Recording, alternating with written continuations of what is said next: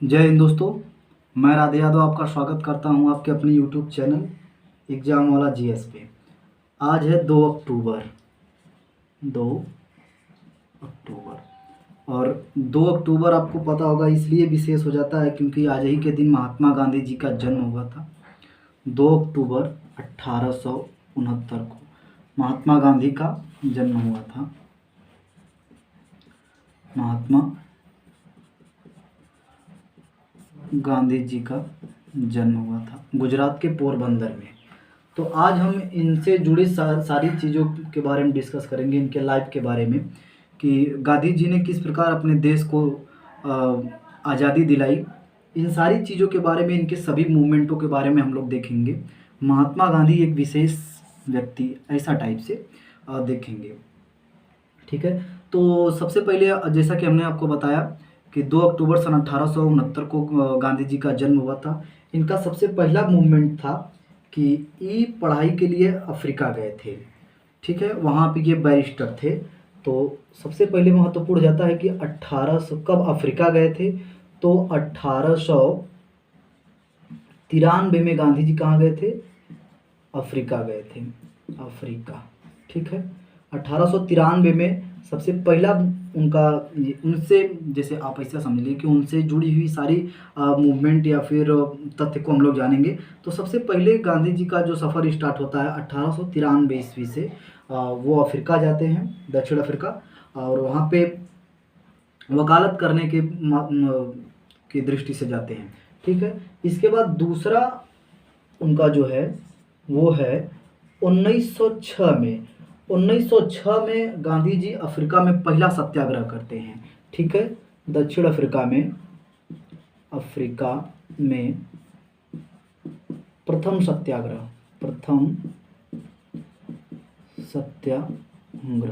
ठीक है, वहाँ पे रंग भेद के मामले, किसके संबंध में? रंग भेद।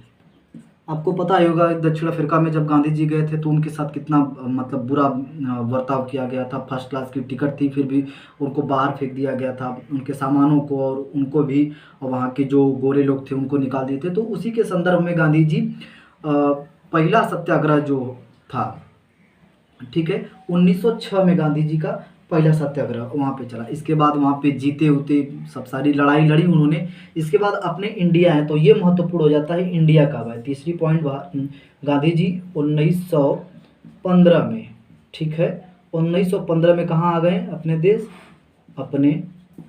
देश भारत आ गए। ठीक है, भारत आ गए। तो जब गांधी जी वहाँ पर भी काफ़ी पॉपुलर हो गए थे तो भारत आए तो अंग्रेज भी इनसे काफ़ी भयभीत हो गए। तो अंग्रेज जो है वो ज़्यादा जल्दी ना करके इनको कैसर ए हिंद की उपाधि देती है। 1915 में गांधी जी को क्या मिला? कैसर ए हिंद की उपाधि। हिंद की उपाधि। आप लोग अंत तक वीडियो में बने रहें। आपको काफ़ी अधिक जानकारी देने का प्रयत्न करूंगा और अंत तक यदि आप देखते हैं तो निश्चित रूप से आपके ज्ञान में थोड़ा मोड़ा इजाफा तो होगा ज़रूर से ही, इसलिए थोड़ा आप वीडियो को लास्ट तक देखें। तो 1915 में गांधी जी कैसर ए हिंद की उपाधि से नवाजा गया। ये अंग्रेजों ने इनको क्या दिया था? एक लमचूस दिया था कि आ जाओ हम हमारे मतलब हमारे पाले में आ जाओ। परंतु गांधी जी काफ़ी इंटेलिजेंट व्यक्ति ठहरे। ठीक है, अब हम लोग इनके जो अगला इनका कदम है उसके बारे में बात करेंगे। तो अब 1915 में यहाँ पर आए और आते ही इन्होंने क्या किया? 1916 में आते ही क्या किया? साबरमती आश्रम की स्थापना। साबरमती आश्रम की स्थापना करी। आश्रम की स्थापना आते ही इन्होंने 1916 में साबरमती आश्रम की स्थापना करी। इसके बाद इनका अगला मूवमेंट जो हो जाता है चंपारण सत्याग्रह। ठीक है, चंपारण सत्याग्रह। अब ये थोड़ा सा इनके बारे में जानना है। चंपारण सत्याग्रह ये हुआ था बिहार में। ठीक है, अच्छा, चंपारण सत्याग्रह जो बिहार में हुआ था, ये पूछा जाता है चंपारण सत्याग्रह का संबंध किससे है? तो नील की खेती से। नील की खेती।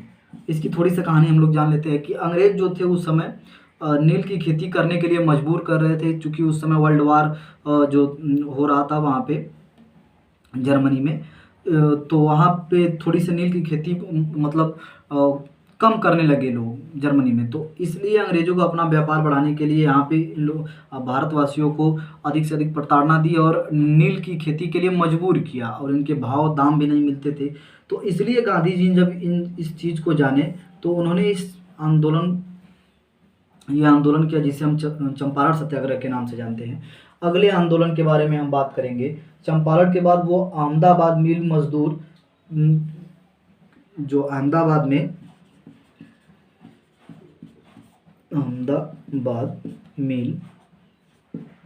मिल स्ट्राइक किया उन्होंने। देखिए, अहमदाबाद मिल स्ट्राइक का क्या महत्व है कि गांधी जी गुजरात से ही चूंकि आते थे, और अहमदाबाद के ही मजदूरों का शोषण वहाँ पे अंग्रेज लोग कर रहे थे। ठीक है, कर के संबंध में, टैक्स के संबंध में टैक्स अधिक वसूल रहे थे। और वहाँ पे उस समय अहमदाबाद में प्लेग फैल गया था, और प्लेग की कुछ मतलब वो रिकवरी रेट होता था कि कोई मर जाएगा तो इतना हम देंगे, 10% 15% जितना भी देंगे। तो अंग्रेज लोग क्या हुआ, वो भी बंद करने लगे। इस कारण से अहमदाबाद मिल में ये गांधी जी ने इसका भी बीड़ा उठाया। ठीक है, अब हम लोग अगले इनके मूवमेंट की बात करेंगे। तो इसके बाद जो अहमदाबाद मिल स्ट्राइक के बाद आता है वो आता है खिलाफत आंदोलन। ठीक है, वो आता है खिलाफत आंदोलन। ठीक है, ये होता है 1919 में। देखिए, खिलाफत आंदोलन में ये वास्तव में ये आंदोलन जो होता है मुस्लिम बंधुओं का होता है। ठीक है, मुस्लिम बंधुओं का होता है, परंतु गांधी जी उस समय इतने बड़े लीडर बन गए थे, इनको शामिल करना आपको इस नाम से ये पता चल जाता होगा। ठीक है, तो गांधी जी को इन्होंने मतलब मुस्लिम कम्युनिटी के जो लोग हैं उनको शामिल किए। ठीक है,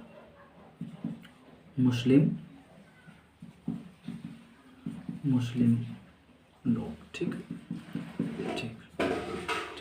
अब हम इसके आगे अगले इनके मूवमेंट का बात करेंगे। ठीक है, अब खिलाफत के बाद जो अगला आंदोलन आता है वो आता है असहयोग आंदोलन। असहयोग आंदोलन। ठीक है, असहयोग आंदोलन के बारे में आप ये जानते हैं 1919 में जब रॉलेट एक्ट लागू हुआ था। ठीक है, 1919 में जब रॉलेट एक्ट लागू किया गया था, उसी के विरोध में गांधी जी जो क्या किए, असहयोग आंदोलन शुरू किए।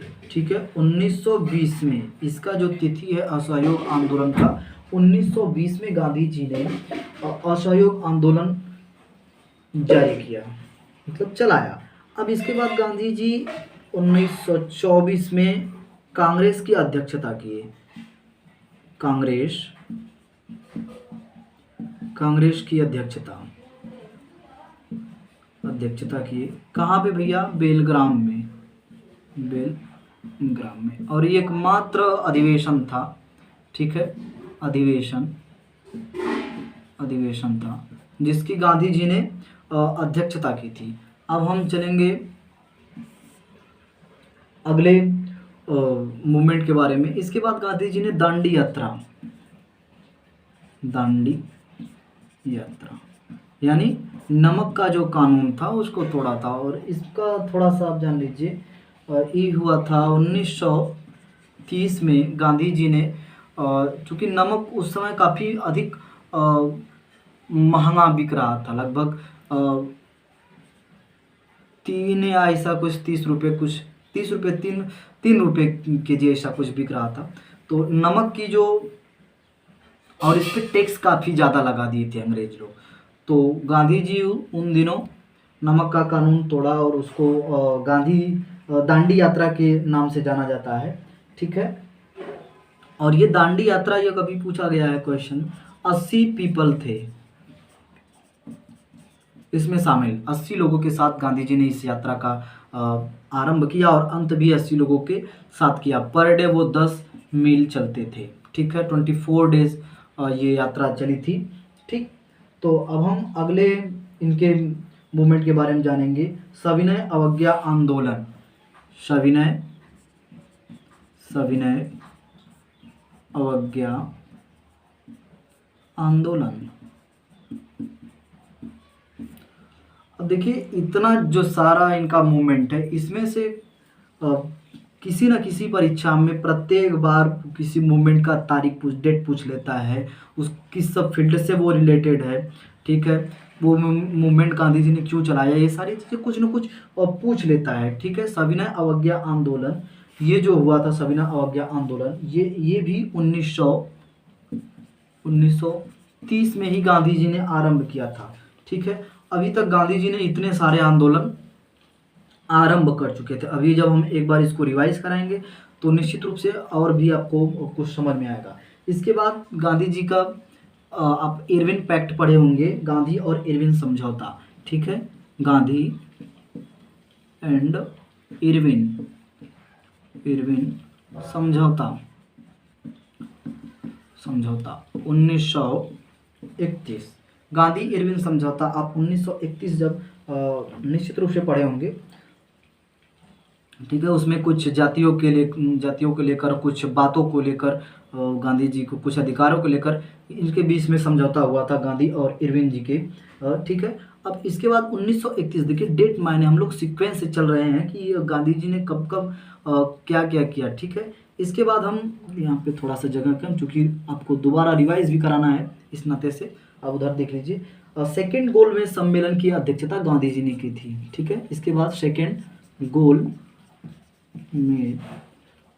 गोल में सम्मेलन 1931 की जो अध्यक्षता थी वो गांधी जी ने की थी। मतलब गांधी जी भारतीयों का पक्ष रखने गए थे। इसके बाद पूना संधि आती है 1932 में। पूना संधि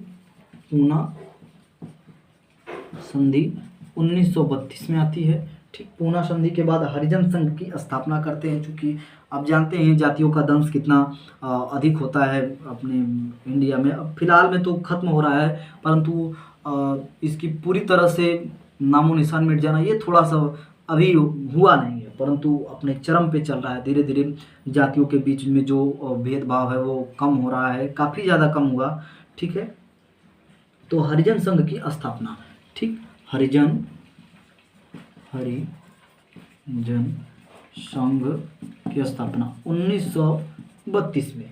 गांधी जी ने हरिजन संघ की स्थापना की 1932 में। और इनका आखिरी जो मूवमेंट था भारत छोड़ो आंदोलन, ये सबसे महत्वपूर्ण है। भारत छोड़ो आंदोलन। ठीक है, भारत छोड़ो आंदोलन 1942 में।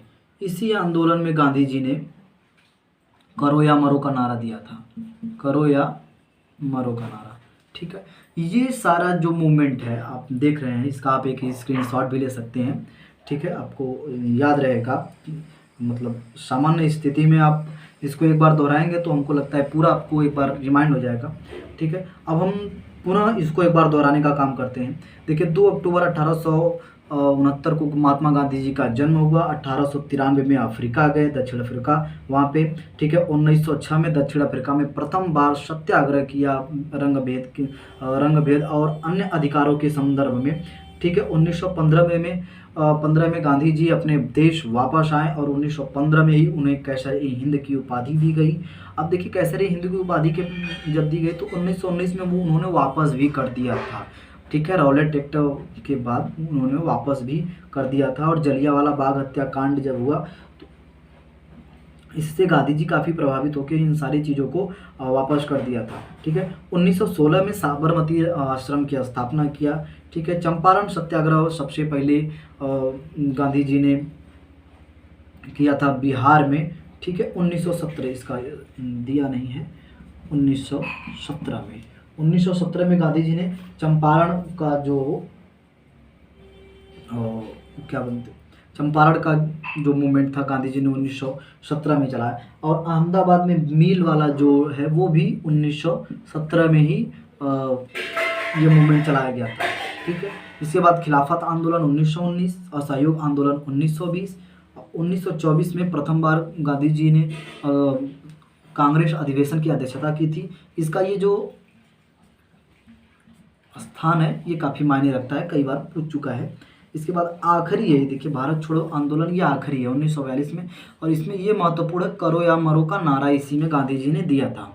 ठीक है, इसके बाद हम गोलमेज सम्मेलन की बात, इसके बाद हम दांडी यात्रा की बात कर लेते हैं 1930 में। ठीक है, सविनय अवज्ञा आंदोलन ये भी 1930 में, गांधी और इरविन समझौता 1931, गोलमेज सम्मेलन 1931, पूना संधि 1932, हरिजन संघ की स्थापना गांधी जी ने कब की, ये काफ़ी महत्वपूर्ण प्रश्न है। ठीक है, 1932 में। ठीक, तो आई होप कि ये वीडियो आपको पसंद आया होगा, और इस वीडियो को अधिक से अधिक लाइक करें, शेयर करें दोस्तों के साथ, जितना अधिक से अधिक हो सकता है शेयर करें, और अभी तक चैनल को सब्सक्राइब नहीं किए तो कृपया सब्सक्राइब करके बेल आइकन को ज़रूर दबा दें। आपको ऐसी वीडियो मिलती रहेगी। अपना बहुमूल्य समय देने के लिए आपको बहुत बहुत धन्यवाद। जय हिंद।